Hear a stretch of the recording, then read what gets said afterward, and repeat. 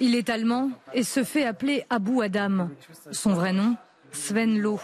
Sur cette vidéo de propagande tournée en Syrie, se convertit à un islam radical, prône le djihad.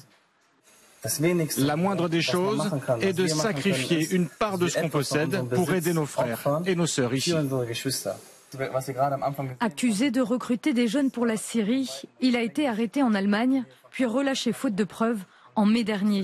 Depuis, il a fondé la police des mœurs, à l'image de celle qui existe en Iran ou en Arabie Saoudite.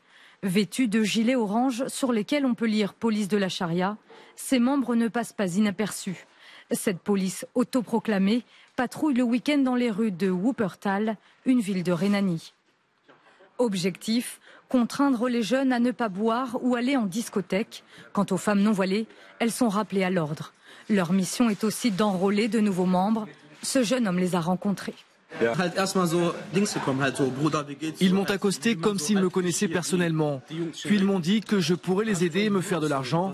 Au début, je me suis dit que j'allais les écouter, mais au bout de 5 minutes, je suis parti.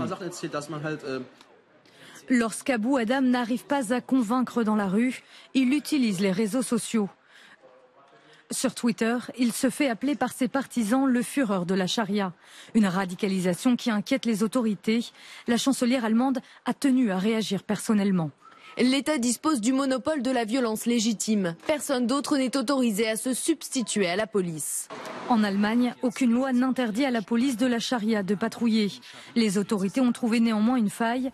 Elles ont dissous le groupe pour rassemblement illégal. Pour ce spécialiste de l'islam, il faut interdire ces polices autoproclamées. Ce que nous avons vu en Allemagne, c'est un test qui est destiné à l'Allemagne et si jamais il était toléré, il serait aussitôt répandu dans l'ensemble de l'Europe. À Londres aussi, le phénomène est apparu. Des hommes vêtus de noir, comme l'on voit sur ces images, vont à la rencontre des musulmans. Plus discrets, ils ne portent pas d'uniforme, comme en Allemagne.